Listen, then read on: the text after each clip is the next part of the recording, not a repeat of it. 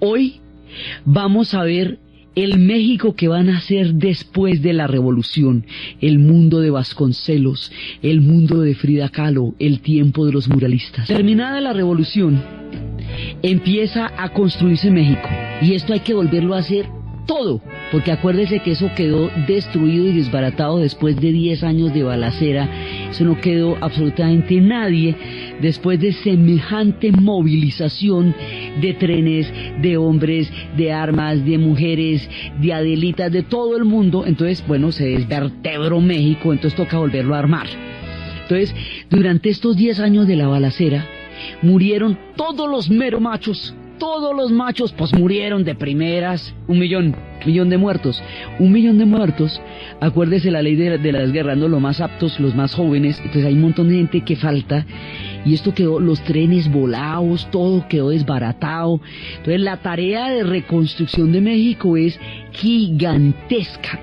Y no es solamente la reconstrucción física del territorio mexicano, de la infraestructura, sino la construcción del concepto moderno de lo que va a ser el nacionalismo mexicano. Nosotros hemos visto cómo se ha formado la identidad religiosa, hemos visto cómo se ha formado el concepto alrededor de la guadalupana, cómo se ha formado el concepto de nación lo suficientemente fuerte para poder haber aguantado las embestidas de los estadounidenses y los franceses. Ahora es cómo se forma el orgullo mexicano para crear la nación que atravesaría el siglo XX. ¿De dónde es que sale ese profundísimo orgullo que tienen los mexicanos de haber nacido en esa tierra? Eso sale de muchas partes. Hay un personaje aquí que es de capital importancia, que es nuestro, digamos, invitado mayor, que es José de Vasconcelos. Vasconcelos es un personaje que peleó en la revolución, que estuvo con todo el mundo, con Madero, con Carranza, con Villa, con Zapata, con todo el mundo. Este tipo estuvo con todo el mundo. Y va a ser el ministro de Educación de Obregón. Habíamos visto la vez pasada que después de todo este tropel, el que va a ganar es Obregón. Vimos cómo Obregón llegó al poder, todos los demás van a morir en el camino, van a ser asesinados en el camino, y sube Obregón. Y Obregón es al que le toca ya la reconstrucción. Esa reconstrucción, en términos culturales, está en manos de Vasconcelos. Entonces Vasconcelos se va inventando este cuento, se inventa un cuento buenísimo. El tipo dice, mire, tenemos un problema de 80% de analfabetismo en México. Entonces eso es lo primero que vamos a hacer. Entonces va a crear un nivel de educación enorme y va a hacer lo siguiente. Así como se creó la identidad religiosa alrededor de la guadalupana, así como se crearon las misiones, las iglesias, y eso generó redes, ahora vamos a hacer lo mismo, una gran misión, pero la misión es la educación. Entonces, en lugar de iglesias, vamos a hacer bibliotecas. Donde quiera que haya una iglesia, digamos, dentro del mismo sentido de una red, una gran red, vamos a poner bibliotecas. En lugar de la fe religiosa, para tomar la misma estructura, vamos a creer en los libros. Vamos a leer los libros. Vamos a llevar a los estudiantes universitarios y vamos a sacar para el campo. Y que le enseñen. Es la gran campaña de alfabetización rural en México, porque la mayor parte de la sociedad habita en el campo y no conoce, no sabe leer ni escribir.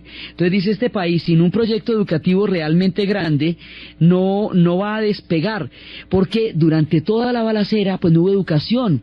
En la mitad de la guerra, pues no pueden desarrollarse los proyectos pedagógicos ni los proyectos educativos.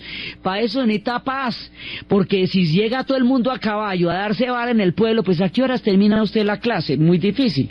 Entonces no se educó la gente. Mientras está dando bala, ¿a qué horas? Entonces ahorita toca educar a los mexicanos, y hay que educarlos a través del orgullo, primero, a través del orgullo de ser mexicanos, a través de una mezcla de la idea del humanismo europeo con el orgullo del mestizaje. Empieza a proponer Vasconcelos una idea maravillosa, la idea del hombre cósmico. Él dice, ya mientras todo esto va pasando, termina la Primera Guerra Mundial, triunfa la revolución bolchevique y todas estas influencias van a llegar a México. Entonces, para terminar la Primera Guerra Mundial, con el suicidio de la razón, con la manera como Occidente colapsó en los campos europeos, en las batallas de Somme y de Verdún, con la forma como aquellos pueblos que se proclamaban autores de toda civilización posible, se mataron de la manera más inútil entre las ametralladoras y las trincheras de los campos europeos. Entonces Vasconcelos propone un hombre nuevo, un hombre diferente, una raza cósmica. Ese hombre nuevo es el latinoamericano. El hombre nuevo nace del indómito y salvaje espíritu de estas tierras americanas, con el concepto del humanismo de la cultura clásica europea, rescatando los textos de Virgilio, leyendo a Shakespeare, leyendo a los griegos, leyendo a Homero, en las escuelas rurales, en lo más apartado de México, y mezclándolo con el orgullo del mestizaje. Ya no tenemos el problema de la civilización barbarie, que era una falsa dicotomía que habían creado los europeos, en donde ellos quedaban de civilización. Pues después de la hecatombe de la Primera Guerra Mundial, ya no podemos llamar civilizados a estos países que se mataron de esa manera. Ahora vamos a crear otro arquetipo histórico. El otro arquetipo histórico es un hombre moderno, un hombre nuevo, que va a ser la mezcla de esta cultura clásica con la idea de esta América Latina, de este hombre latinoamericano que es mestizo, es fundamentalmente mestizo, de esta América turbulenta, de esta América violada, de esta América conquistada, de esta América renacida, de esta América maltratada, de esta América sufrida, pero a la vez grande, generosa, poderosa de espíritu y poseedora por su capacidad de ser universal también de la cultura clásica. Ese hombre nuevo es la raza cósmica, es la raza mestiza, y aquí Vasconcelos empieza a pensar en términos latinoamericanos, y construyendo el imaginario de México, va a empezar a construir el imaginario de América Latina. Este hombre nos empieza a dar las primeras pinceladas de lo que va a hacer reconocernos como latinoamericanos. Más adelante seguirán sus pasos con otras tendencias. Mariátegui en el Perú, las historias venían desde antes, desde Martí, desde José Martí, que también en Cuba nos había pensado como América. Pero el que nos piensa como la esperanza de una raza cósmica, el que nos ve como el futuro de una mirada diferente del mundo, es Vasconcelos, y propone al hombre latinoamericano, a nosotros, hombres y mujeres de América Latina, como la nueva raza cósmica, como los nuevos creadores de una nueva mirada del mundo, y empieza a echar en la imaginación, en la intelectualidad y en la literatura el haber nacido en este bravo, indómito y poético continente. Este concepto de la raza cósmica es muy importante porque es, digamos, la primera vez que nos vamos a pensar en esos términos, como los pueblos del futuro, como unos pueblos posibles que nos pueden dar una nueva mirada sobre el mundo. Esa es una parte. Ahora, hay que construir el orgullo mexicano, porque usted comprenderá que después de semejante balacera toca subirse la autoestima, porque México se desestructuró. Entonces ahora viene la glorificación de la revolución. Entonces la revolución se va a volver una epopeya, se va a volver la gran épica del pueblo mexicano en el siglo XX, y cada uno de los que participaron en esa revolución se van a volver héroes, entre otras cosas porque son los que tienen el poder. Los generales del noreste son los que ganaron y son los que están montados ahí en el poder. Vasconcelos es su ministro de Educación, pero los que están gobernando son los generales que ganaron, que llegaron hasta allá. Entonces se va a volver la epopeya de la revolución, y ahí es cuando empieza a habitar el imaginario de México, y por la vía del imaginario de México, el imaginario del mundo, lo que va a ser la revolución. Entonces esto se va a llevar con todo orgullo y se va a difundir a través de los grandes murales, de los que vamos a hablar más adelante, la importancia de los movimientos muralistas en esta etapa de la construcción cultural de México. Entonces, este gran proyecto educativo que Vasconcelos está desarrollando contiene primero el orgullo mexicano, que es una manera, es una cuestión muy parecida a la del romanticismo, en la medida en que el romanticismo trataba de encontrar qué era lo esencial, qué era lo que definía a las naciones europeas como tales. que era lo propiamente alemán, y por eso recuperaba la mitología germana, o que era lo propiamente italiano. Digamos, el romanticismo busca el imaginario que construye una nación como una identidad particular. Pues, y análogamente, eso es lo que va a hacer Vasconcelos. Entonces, esto lo está haciendo a través de una campaña educativa gigantesca. Esa campaña es, por un lado, el alfabetismo.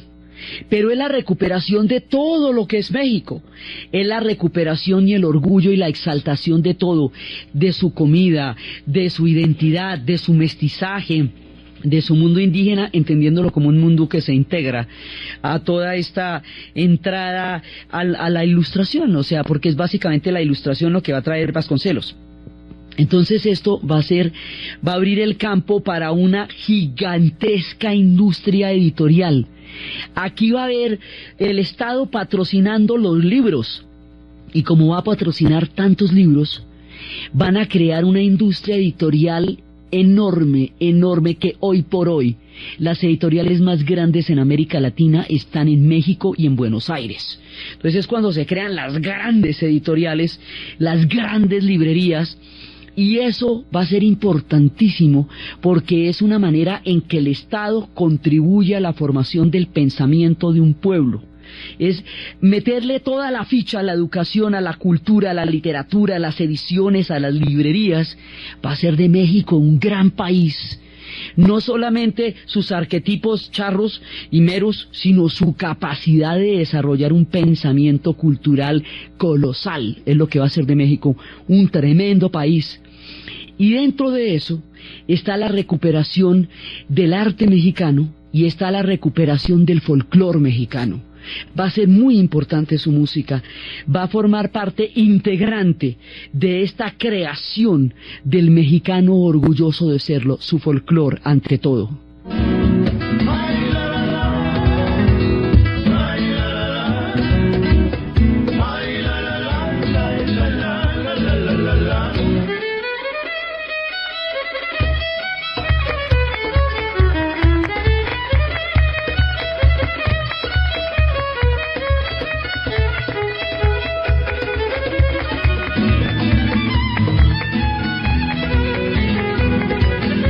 Derrotar la ignorancia, hay que poner a leer y a escribir a todo el mundo, hay que llevar los libros a los más profundos rincones, hay que desarrollar el concepto de propia valía, hay que montar un México a partir de la educación, un gran proyecto pedagógico para crear un México universal, un México capaz de conocerse. Hay que enseñarle a los mexicanos su historia y su geografía. Es importante que conozcan su geografía, que sepan cuán diverso es su país, cómo son sus valles, sus montañas, sus volcanes, sus mares, sus ríos, sus desiertos, sus cactus, sus nopales. Hay que enseñarles qué valioso es México, qué bonito, qué lindo es México, para que salga este nuevo México que se está desarrollando a sí mismo a través del gigantesco proyecto educativo de Vasconcelos. Entonces, es tomando, digamos, las lecciones históricas del fracaso de los europeos para crear un pueblo que sale adelante, no sobre las referentes, digamos, no solamente sobre los referentes de los otros pueblos, sino también a partir de sus propios referentes. Eso es, digamos, el proyecto fundamental. Entonces, Vasconcelos, además el sentido de la educación popular, y lo que va a hacer es que el Estado va a patrocinar todo esto. O sea, todo esto va a tener el apoyo del mismo gobierno, lo que va a facilitar muchísimo la industria editorial y todo, porque si es una prioridad del gobierno, que los libros sean muchos, variados y estén al alcance de todo el mundo y que cada uno pueda leer, pues es muchísimo más fácil porque la cultura está siendo incentivada a través del gobierno. En este contexto, dentro de esta mirada del mundo, va a haber un arte que va a ser fundamental porque va a ser el más, primero espectacular, monumental, pero fundamentalmente el más original de los mexicanos. Va a ser un arte que se inventan ellos y que lo desarrollan ellos y que va a ser de todas, digamos, su presentación en las vanguardias artísticas del mundo, el arte de los muralistas. Entonces, los muralistas van a ser un movimiento grande, pero fundamentalmente hay tres, que son los gigantescos, que son Orozco, Rivera y Siqueiro. Alfaro Siqueiro, Diego Rivera, Clemente Orozco. Estos personajes van a sacar el arte de los caballetes. Siqueiro se pronunciaba en contra, en el manifiesto de lo que va a ser el muralismo, se pronunciaba en contra de lo que era el arte elitista, el arte del caballete. Decía que eso era un arte de élite, que eso era un arte académico, que era un arte decadente, y que ahora había que crear un arte que saliera para el pueblo, que todo el pueblo lo pudiera ver. Entonces el arte, así como la educación, salió de las universidades para los campos, y se hacen los grandes proyectos rurales, y donde había una misión va a haber ahora una biblioteca. La misión seguirá existiendo, pero es para tomar el mismo sentido de las redes que fue capaz de construir el mundo católico alrededor de la guadalupana. Pues ahora el mundo mexicano moderno alrededor de la ilustración, de la capacidad para leer. Ahora lo mismo, en el mismo sentido, en términos de pintura. Entonces el arte ya no va a estar en los caballetes, en las galerías, no va a ser un tema de críticos, no va a ser un tema de eruditos, no va a ser un tema de élite. Ahora el arte sale para el pueblo. ¿Y dónde va a estar el arte? En las calles, en los palacios de artes, en las universidades, en los auditorios, en las escuelas, en las preparatorias. El arte mural va a ser monumental. Y todo el pensamiento del hombre nuevo y del hombre cósmico va a estar reflejado en los grandes murales. Entonces Rivera pintará todo el proyecto del hombre cósmico, del que renace, del hombre que ha pasado toda clase de procesos desde el ancestral orgullo de la herencia indígena, desde el mundo maravilloso de los aztecas, pasando por la epopeya de la revolución. Los murales van a reivindicar la revolución, la van a glorificar. Más que reivindicarla, pues ya está reivindicada de entrada. Van a glorificarla, van a convertirla en un ícono ya visual de lo que va a ser la historia de México. Entonces todos los mexicanos van a poder ver a Villa y a Zapata en los grandes murales, lo mismo que a Moctezuma y a Cuauhtémoc y a todos los grandes líderes indígenas, a todos los pueblos de Tenochtitlán, a los zapotecas, a los toltecas, a los olmecas en los murales, y van a poder ver al campesino, al mestizo y al indígena en los murales de Siqueiros, y van a poder ver en las proyecciones. Esto es una mezcla que tiene toda clase de influencia, porque tiene la influencia del expresionismo alemán, porque tiene la influencia del concepto del arte socialista que se está desarrollando en las vanguardias de la Unión Soviética con la Revolución de Octubre. Los ecos de la Revolución de Octubre llegan acá. Tiene la influencia de ese desarrollo del mestizaje. Entonces esos murales que expresan y glorifican el rostro mestizo de los mexicanos. En esos murales las mujeres tienen trenzas, su piel es morena, sus rasgos indígenas, su alzar, su caminado altivo y profundo, sus mantones, todo eso está pintado, pero a una escala gigantesca. Estos murales son paredes gigantescas que están en todas partes. Entonces, por un lado, la gente lee, la gente discute, la gente está en procesos de alfabetización, retomando los clásicos, desarrollando la identidad nacional, capturando lo genuinamente mexicano. Y por el otro, fuera de la discusión, fuera del incentivo de la música, fuera de todo eso, además lo ve. Está en las paredes, está en el Museo de Bellas Artes, están unos murales impresionantes que testimonian la utopía, la fuerza de la creación de una época. Son más o menos 20 años los tiempos del muralismo, porque durará hasta los 40, digamos, el florecimiento del muralismo, y aquí van a ser ellos gigantescos. Entonces, el arte mexicano se pone al servicio de la construcción del orgullo mexicano, del sentido de propia valía, del nacionalismo mexicano, de sus héroes. En esos murales es donde van a aparecer Villa y Zapata a caballo, y va a aparecer el gran imaginario de la revolución está pintado. No solamente está cantado en los corridos, como lo hemos escuchado a lo largo de los últimos programas, también está pintado. Está pintado en los murales, está ahí en las calles, en las grandes calles de México, están los gigantescos murales que hicieron estos genios de la pintura y de la construcción del orgullo nacional mexicano. O sea, no solamente tenemos un orgullo que se había forjado desde la guadalupana, desde la herencia indígena, desde la independencia, sino que ahora hay una renovación del orgullo, que es el que se va a dar después de la etapa de la revolución. En suma, pues va a ser un orgullo gigantesco, pero como hemos dicho, absolutamente necesario para que México siga siendo una gran nación. Entonces, lo primero que hay es que ellos se van a montar en el cuento de que son una gran nación y se lo van a creer, y de montarse en el cuento y de creérselo van a llegar a hacerlo, ¿sí? O sea, van a llegar a ser una gran nación. En ese concepto del arte, en la época de las vanguardias, porque también llegaron los vientos de las vanguardias de los 20 que recorrieron Europa. En Europa estaba el surrealismo, estaba el cubismo, estaba el dada, estaban todos los movimientos de la vanguardia artística, estaba empezando todo el surrealismo en todas sus manifestaciones, todo eso estaba pasando, el cubismo, todo eso llega allá, toda la influencia europea va a llegar a México, porque ellos vivieron todos en Europa durante un tiempo, inclusive en Estados Unidos. Rivera lo llevaron a poner un mural en el Rockefeller Center y el hombre pintó todo lo que quería y pintó a Lenin. Entonces le dijo, ¿cómo vas a pintar a Lenin, hombre? En el Rockefeller Center, ¿cómo te parece? Entonces dijo, no, pues no lo quito, a ver, ¿cuál es el problema? Pues nada, se le acabó el contrato allá y le desbarataron el mural, porque pues, ¿qué tal Lenin en el Rockefeller? ¿Cómo te queda el ojito? Entonces, pero es que estos murales eran ideológicos, eran profundamente ricos a nivel artístico.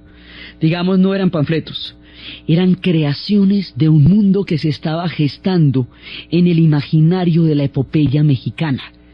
Eran, digamos, eran versiones cósmicas de una nación que se forjaba a sí misma en las brochas, porque no eran pinceles, no que eran gigantescos, de lo que eran estos murales. En ese ambiente, en ese México de los muralistas, entre las posiciones extremas en algunas ocasiones, por ejemplo de Siqueiros, que era un tipo doctrinario, entre la obsesión de Orozco por poder captar con su pincel la esencia del rasgo del pueblo mexicano, porque es que es muy importante que la raza, ahí es cuando empieza a formarse en el arte mural el concepto de la raza también, ¿ve? Porque es que usted se ve, el que está en el mural es usted, el de por la calle, el de a pie, ¿sí? No son murales que reflejen historias que no le sean a usted propias, sino es que es usted el que se ve ahí pintado en un tamaño gigantesco. Es el mestizo, es el indio, el que se ve pintado con altivez, con orgullo, con dignidad, en un gran mural mexicano. Eso produce un efecto de propia valía y de orgullo buenísimo, o sea, brillante. Entonces, en este contexto de la influencia de las vanguardias artísticas, de la influencia de la Revolución de Octubre, de los tiempos de la utopía de un nuevo México, en este contexto florecen grandes artistas y pues digamos las cosas están dadas para que venga una generación espléndida, y vendrá una generación espléndida. Los mexicanos tienen una ventaja que no tuvieron los europeos. A los mexicanos no les llegó ni la Segunda Guerra Mundial, que destruyó todas las vanguardias, porque toda la gente que estaba haciendo arte surrealista, cubista, dada, todo ese combo, todo el mundo que estaba creando las vanguardias artísticas del siglo XX, tuvo que huir, porque muchos de los centros de esas vanguardias fueron después sedes del nazismo, como el caso de Berlín o como el caso de Hungría. Digamos, los grandes intelectuales tuvieron que irse de allá pitados, y la Segunda Guerra Mundial destruye el futuro de lo que sería el surrealismo, por lo menos en su primera etapa. Después la historia lo retomaría, pero en ese momento no se podía, porque eso se consideraría arte degenerado. y sería cambiado por un arte monumental que glorificara los valores que el Tercer Reich pretendía imponer fundamentalmente a través de la arquitectura y el arte. Entonces, a los mexicanos no les va a llegar el nazismo porque la guerra sucedió en Europa. A los mexicanos no les va a llegar el estalinismo porque eso sucedió en Rusia. A los mexicanos no les va a llegar quien los pare. Y como no los van a parar, van a seguir creciendo y creciendo y creciendo hasta llegar a ser enormes. Aquí estamos en el tema de los pintores, pero en el siguiente programa vamos a ver a los escritores y esto se va a poner del tamaño de Octavio Paz, de Carlos Fuentes, de Juan Rulfo. Bueno, entonces se va a poner del tamaño que usted quiera, los enormes, grandes, gigantes de la literatura, porque va a haber un proyecto educativo que los respalde, así como toda la labor de Catalina la Grande para ilustrar a Rusia, va a llegar después a producir resultados del tamaño de Dostoyevsky, de Tolstoy, de Turgenev, de Gogol, de Chekhov. Pues lo mismo, la labor de Vasconcelos va a llegar a crear una generación literaria espléndida. Y como no se van a y más adelante vamos a ver con la llegada de la gran intelectualidad de los republicanos españoles huyendo de la guerra civil, derrotada la República después, y cuando México lo reciba con los brazos abiertos y se enriquezca con la enorme influencia y con el aporte que le van a dar los republicanos a la cultura mexicana, eso va a convertir a México en un gigante cultural. Y es ahí cuando empieza a darse esos dos extremos que marcan los picos de cultura de nuestro continente, México, Buenos Aires, porque Buenos Aires está en un proceso análogo a su propia manera. Ahí es cuando, digamos, el continente siempre se nos dicen los referentes son México, Buenos Aires, hasta para las horas de los noticieros, México, Buenos Aires, ¿sí? Entonces ellos se vuelven centros por eso, porque son una serie de factores combinados los que van a producir semejante explosión de riqueza y de conocimiento ahí, en ese México, con todas estas influencias. En ese México grande que se está construyendo va a surgir un personaje que nos va a llegar al alma y que es uno de los íconos más importantes hoy día en América Latina, Frida Kahlo. Frida Kahlo es una mujer que va a nacer, ella tiene una familia acomodadita más o menos mal porque le va a tocar muy duro en la vida. Siendo una adolescente, Frida se va a montar en un tranvía. Apenas está empezando, digamos, apenas está disfrutando su condición de mujer, de chica adolescente. El tranvía se pega una estrellada en un frenón, se estrella contra una pared y la baranda del tranvía se le atraviesa por la pelvis de un lado al otro, empalando su cuerpo contra el tranvía. Eso le va a romper la pelvis. La pelvis es el punto de equilibrio de la columna vertebral y es el soporte del cuerpo de una mujer. Entonces ella va a quedar rota desde muy temprana edad. Con este accidente gigantesco va a tener que aprender a vivir entre dolores, corsets, cirugías, yesos y toda clase de torturas médicas el resto de su vida, y de ese dolor gigantesco es que va a salir la grandeza del alma y del pincel de esta mujer. Arrastrando la cobija y ensuciando el apellido, voy por esta mugre vida como un pájaro perdido. A Frida le va a hablar el cuerpo desde el dolor, así que su condición femenina se va a imponer en su desarrollo como pintora y como mujer de una manera impetuosa, porque ella va a tener que reconstruirse por dentro en vista de que su cuerpo queda roto por fuera. Entonces la valía de esta mujer va a ser lo que la saque adelante. Solamente el coraje de esta mujer la va a llevar a salir adelante. Entonces, ¿Frida quién es? Frida es una pintora, y ella empieza a pintar ese dolor en los lienzos.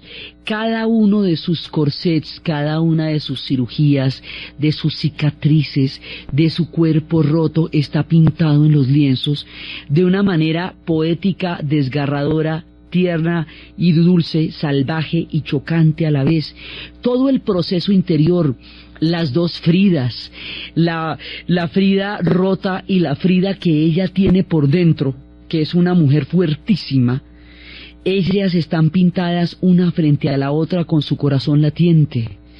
Frida va a plasmar toda esta dolorosísima realidad a través de la pintura, y su pintura la va a hacer grande por fuera en el mundo del arte de su época, y por dentro como una manera de relacionarse con su dolor a través de la pintura y del pincel.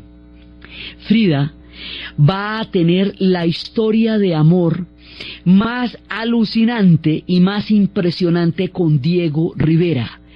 Frida Kahlo y Diego Rivera, el gran muralista, el hombre de la vanguardia, el forjador de este espíritu pictórico mexicano, y esta mujer que va a llevar arquetípicamente a todas las mujeres de América Latina en sus lienzos, porque su ser femenino nos refleja a todas, porque en su dolor nos vemos todas. Ellos dos van a ser una pareja colosal de las vanguardias artísticas mexicanas. Deja que salga la luna, deja que se meta el sol, deja que caiga la noche pa' que empiece nuestro amor.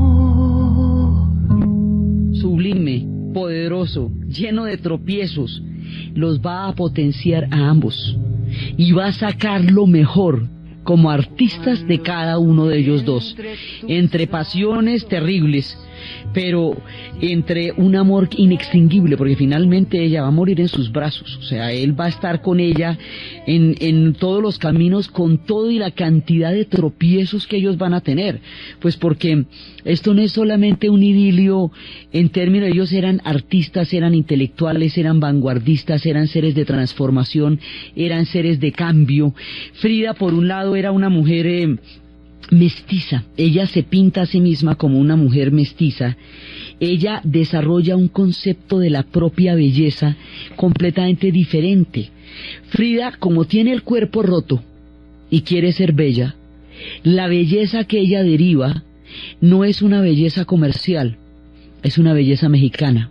Es una belleza de adentro hacia afuera, es la belleza de todas las artesanías mexicanas bordadas sobre su pecho, es la belleza de las trenzas, que son como las mujeres mexicanas las llevan, llenas de flores, es la belleza de los rebozos, es la belleza de una mujer que se siente totalmente dueña de ella misma, aunque su cuerpo esté roto. Eso de tener el cuerpo roto la va a llevar a que la belleza le salga de la fuerza del espíritu, porque ella no, digamos, ni era la época de las cirugías, ni era la época de una estética externa. La estética que ella va a hacer es una estética interior. Y las cirugías van a ser escasamente para que los huesos la sostengan, porque al fracturarse la pelvis ella va a perder el soporte del cuerpo, hasta que los corsets la van a sostener a ella, porque si no se cae. Ella es barata si no tiene soportes artificiales, y cada vez las pruebas son más duras, y cada vez su espíritu es más fuerte, y cada vez su belleza es más vibrante, hasta que sea capaz de crear un arquetipo totalmente diferente de la construcción de la belleza interior, a partir de la fuerza que va a necesitar para hacerlo. Y eso se plasma en sus cuadros. En la casa de Frida Kahlo actualmente está todo ese recorrido del sufrimiento y de la fortaleza, de sus corsets, de todo lo que ella pintó, de sus vestidos, de sus trajes, de sus utensilios, de su vida cotidiana, de su individualidad. Frida es un individuo. Esa es de esas mujeres que ya empiezan a ser individuos, y en esa medida es una mujer de vanguardia en una época en que todavía no habían empezado los tiempos de las mujeres individuos. Frida ya lo era. Frida es la raza cósmica de Vasconcelos. Frida es como una metáfora de nuestra América, rota pero fuerte, llena de dolores, pero imposible de vencer a la vez. Esa invencibilidad del mundo turbulento, volcánico y salvaje de nuestra América, esa es la Frida rota, pero a la vez esa es la Frida pintora, y a la vez ella es capaz de crear un universo diferente a partir de la experiencia profunda del dolor. Si hubiera una manifestación física, digamos, en una encarnación de ese ideal de Vasconcelos de la raza cósmica, es una mujer como Frida, que puede sublimar el dolor, universalizarse, asimilar las vanguardias, ser capaz de crear en el arte y convertir toda su terrible batalla interior en una epopeya pictórica. Es un ejemplo de nuestra América. Eso es Frida Kahlo. Entonces ella, con Rivera, eso les pasa de todo. Rivera era un tipo absolutamente mujeriego, bueno, todos, Vasconcelos también, todo el mundo, Vasconcelos también tiene su propia historia con Antonieta, que lo va a seguir hasta el final, bueno, todos ellos. Entonces, bueno, esto tenía cierto margen de tolerancia, pero hay días que se le fue la mano, por ejemplo, el día que se acostó con la hermana, ahí sí ya tampoco no, ¿me entiende? Porque mejor dicho también se pasó de la raya, y eso fue un golpe mortal para Frida. Ya me canso de llorar y no amanece. Ya no sé si maldecirte o por ti rezar. Tengo miedo. Frida queda ahí sí destrozada. Entonces ahí se abren porque bueno, tampoco no. Al rato, destrozado Diego Rivera también, va y la busca y le pide perdón y le pide cacao y le pide que regrese con él por un motivo político importantísimo, porque llega al exilio el profeta de la revolución bolchevique, León Trotsky. Va Diego Rivera y le pide cacao y le dice: venga Frida, párenme bolas en lo siguiente. Mire, resulta que León Trotsky, el arquitecto de la Revolución de Octubre, ha sido perseguido y expulsado de la Unión Soviética por José Stalin. Stalin y Trotsky van a tener una pelea por el poder a muerte después de que Lenin vaya a quedar desactivado con un balazo que le metieron en 1921, que lo descerebró, que lo va a llevar a la muerte en 1924. Entonces de ahí en adelante Stalin empieza una escalada al poder, pero el heredero natural de la revolución es Trotsky, y es el que en el testamento había dicho Lenin. Dijo que era un hombre arrogante, pero era un hombre muy capaz. Trotsky había dirigido el Soviet de Petrogrado, el primer intento de levantamiento de la revolución de 1905. Trotsky y Lenin entraron juntos al Palacio de Invierno con la señal luminosa del río Neva para tomarse el Palacio Tauride de los zares y convertir la revolución de febrero en la revolución de octubre, en la revolución bolchevique. Trotsky era de los ideólogos, pero Trotsky y Stalin tenían una pelea a muerte. Stalin era un burócrata, era un tipo absolutamente ágil mentalmente y era un tipo muy astuto. Y Trotsky, en su inmensa capacidad y todo, cometió el terrible error de subestimarlo. No lo miraba, le parecía vea poquitico así, era que le parecía pero mínimo, nada. Entonces ni le iba a los debates, no lo miraba. Ay, mientras tanto, Stalin lo sacó del Partido Comunista, lo sacó del Politburó, del Secretariado General del Partido Comunista de la Unión Soviética, y cuando el otro acortó 1, 2, 3 por mí y estaba era fuera. Y el hombre llega a México perseguido, precio por su cabeza, asesinada a su familia, y empiezan a borrarlo de la historia de la Unión Soviética, como los antiguos egipcios borraban de las inscripciones del templo a alguien que querían que desapareciera de la faz de la tierra y de la memoria de los hombres. Y así, en estas condiciones absolutamente amargas, llega León Trotsky, bajo el auspicio de Lázaro Cárdenas. Están pasando las épocas, los 20 y los 30, va a llegar a México y él tiene que llegar a alguna parte. Entonces Rivera, el compromiso político de esta época es muy profundo, porque hay toda una utopía en el pensamiento intelectual de la época que se está generando a partir de los ecos de la Revolución de Octubre. Siempre hemos dicho que las revoluciones tienen los hechos y los ecos. Los ecos de la Revolución de Octubre van a ser enormes. Entonces Diego le pide a Frida que la casa del padre de Frida, ya la madre ha muerto, la hermana se ha ido, entonces en la casa del padre está desocupada, no vive sino el papá solo en un caserón, que si allá puede recibir a Trotsky, pero que si lo acompaña a recibirlo, que si los dos están con él, porque ella trae alegría, calidez, espíritu y vitalidad a todas partes. Frida, que también es una mujer políticamente muy comprometida con las vanguardias de su tiempo, accede de inmediato y eso es lo que los vuelve a juntar. Entonces, Frida y Diego Rivera reciben a Trotsky. Trotsky, el profeta en el exilio, va a estar en casa de ellos y van a estar juntos alrededor de todo este tema de las disidencias de Trotsky con Stalin, de la revolución permanente, de los que opinaban que estaban con Stalin, otros que estaban con Trotsky, todas estas avatares. Cuando de pronto Frida se enreda con Trotsky. Sería una sacadita de clavo por lo de la hermana, bueno, pero eso le dolió a Diego, no va a creer que no, eso le dolió. Y no es Diego el que la deja, ya ellos no se van a dejar. Es que Trotsky le toca irse, pues ya cuando Natalia, la mujer, se pilla la cosa, hay un peloterón, y Trotsky se va de la casa del papá de Frida a otra casa, también en Coyoacán, se va acá también a otra casa, pero ahí queda un poco más expuesto. Diego le decía, no se vaya porque ahí queda más desprotegido usted. Y efectivamente va a quedar más desprotegido. A pesar de toda la guardia, hay un hombre que se va a infiltrar y se va a ganar su confianza, y después de que se gane su confianza, un día a mansalva lo va a asesinar con un piolet en la cabeza.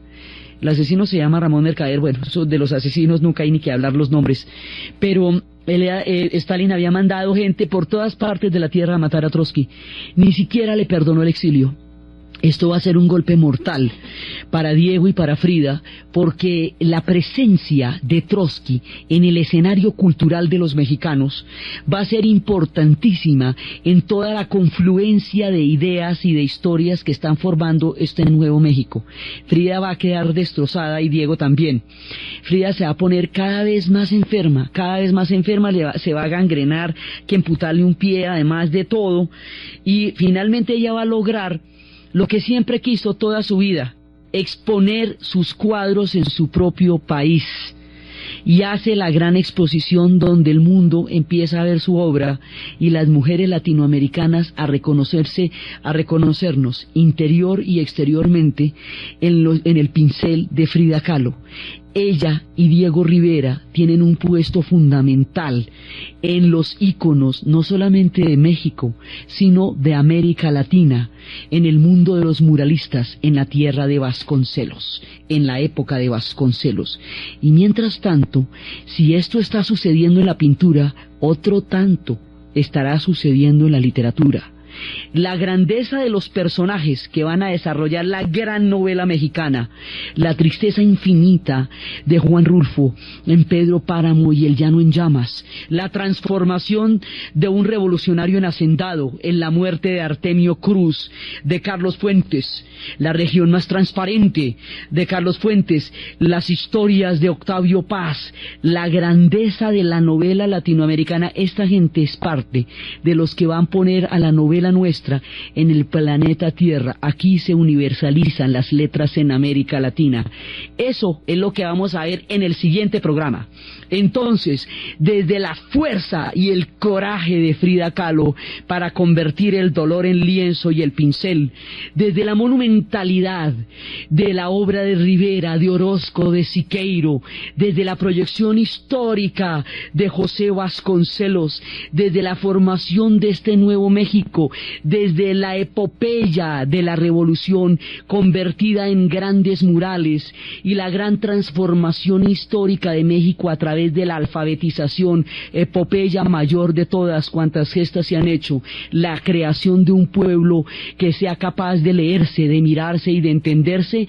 En la narración, Diana Uribe, en la producción, Jessy Rodríguez, y para ustedes, feliz domingo.